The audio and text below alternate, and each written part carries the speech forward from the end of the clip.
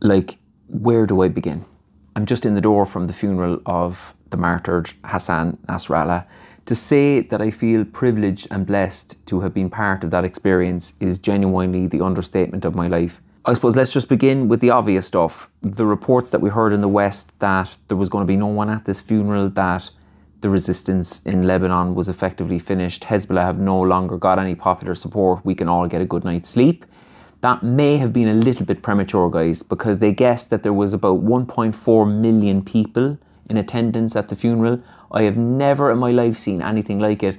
The streets came to a complete standstill, just absolute mobs of people handing me water and cake, by the way. I've never, I was just thinking, if the shoe was on the other foot and there was people of a different ethnicity at a massive event like that in Western capitals, would they be treated with the same level of respect and, you know, encouragement and whatnot?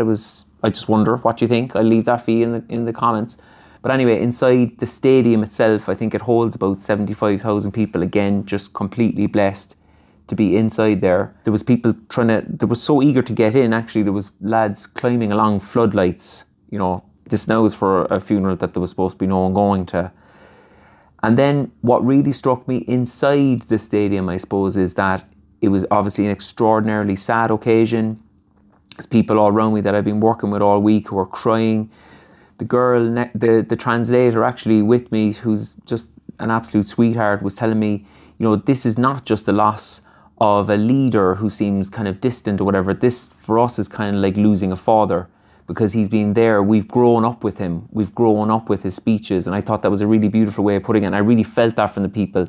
The love for this man, and obviously the love that he had for his people, was so tangible inside the stadium. And I'm sitting there and I'm part of this real solemn occasion. And it's not just solemn, it's obviously defiant as well. And there's people chanting and it's wonderful. And then this happened. And I just thought to myself, I felt surreal. I was like, is this real? And I had to have it confirmed with someone sitting next to me. I was like, are they Israeli fighter jets? And he's like, yeah, they are. They just come to intimidate us like that. You know, I was like, were you expecting this? And he's like, oh yeah, definitely. And my first thing is, how are Israeli fighter jets allowed in sovereign space? You know, this is sovereign airspace in Lebanon. And Israeli fighter jets can just fly over it. Can you imagine if Britain or America or Israel were laying to rest a national hero and some other army, be it proscribed or not, fly fighter jets over the place where the ceremony is taking place? What an act of provocation. What a horrible, classless act of disrespect. And yet it's fine. You know, this kind of psychological terrorism is absolutely fine, because this country doesn't have to acknowledge anything approaching an international law. And it struck me, one of the reasons why the West hates groups like Hezbollah and hates, you know, resistance, anti-imperialist groups all around the world is because they have something to hold on to. They're real. They rally behind something.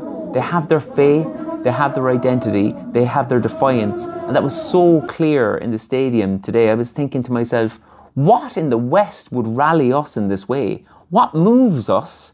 You know, I can't think of anything that moves us in this way. I mean, Love Island and shopping?